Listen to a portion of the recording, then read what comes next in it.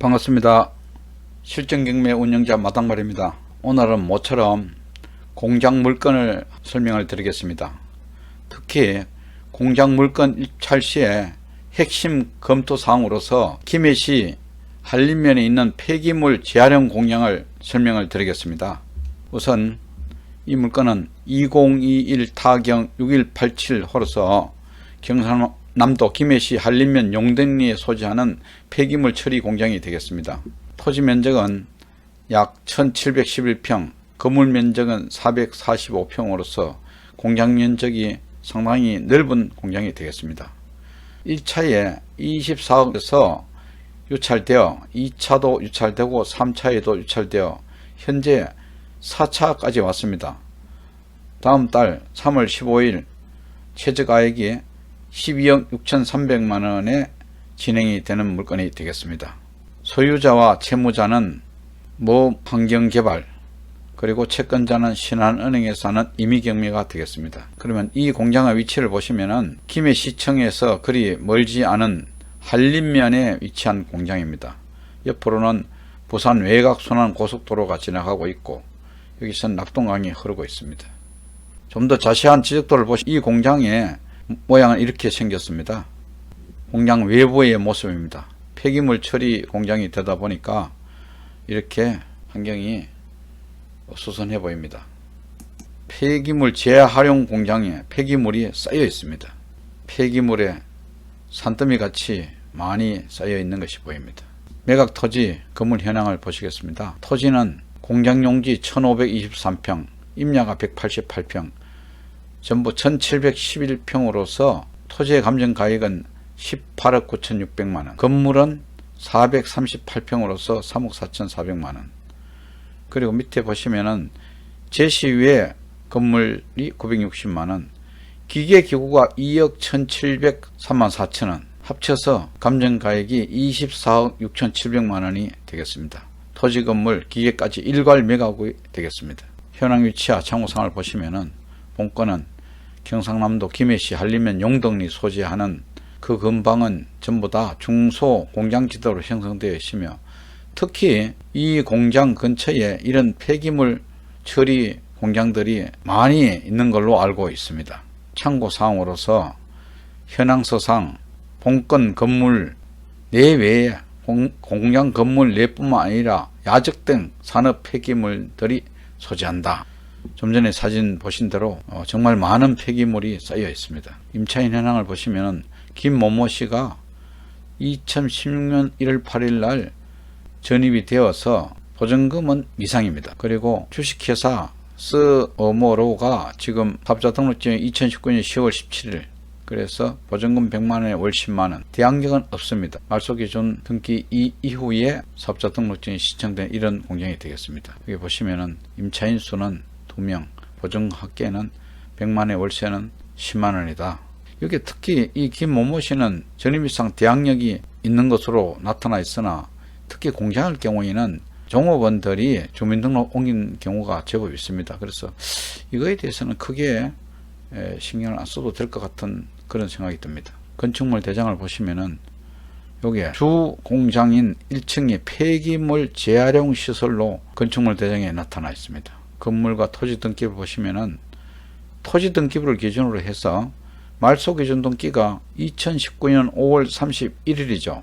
여기서 신한은행에서 대출이 나간 것 같습니다.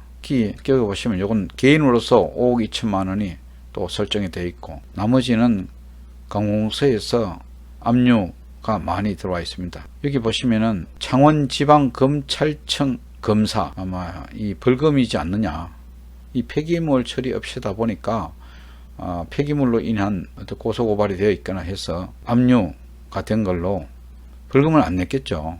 부도나고 하다 보니까 그런 것 같습니다.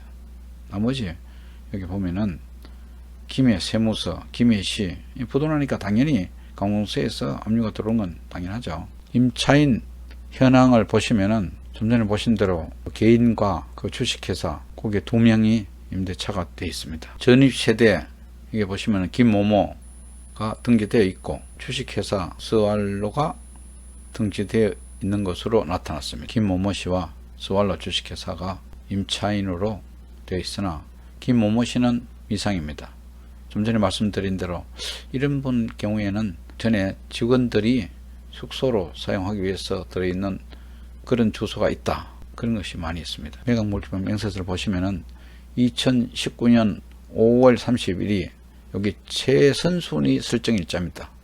신한은행에서 대출을 나가면서 설정을 했습니다.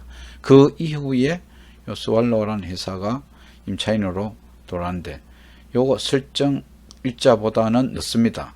5월 31일, 요건 9월 17일. 대항력은 없습니다.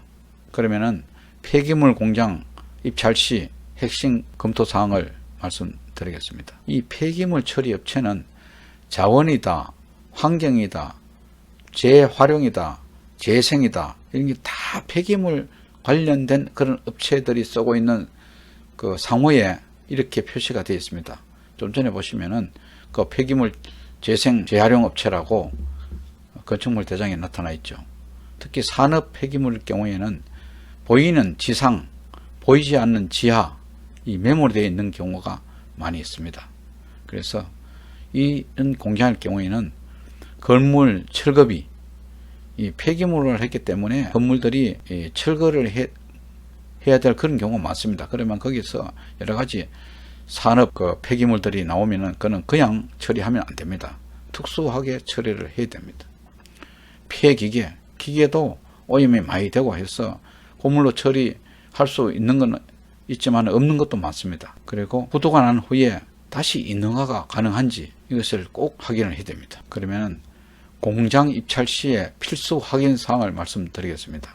좀 전에 말씀드린 대로 이 공장이 부도난 후에 경매가 진행되어서 낙찰자가 이 공장을 이용할 경우에는 이 업종에 따른 인허가를 꼭 확인해야 된다. 이 관할관청이나 공단관리본부, 공단을 관리하는 관리단이 있습니다. 거기 가서 이 공장의 업종이 제한된 경우가 많습니다. 이걸 꼭 확인을 해야 됩니다.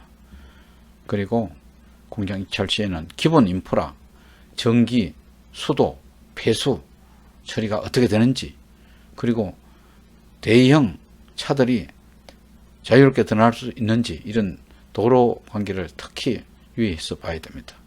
다음에 좀 전에 말씀드린 대로 산업 폐기물을 확인해야 된다. 폐기물 관리법에 의하면은 공장을 낙찰받는 낙찰자가 이 폐기물을 처리해야 된다. 그것이 폐기물 관리법에 명시된 내용입니다.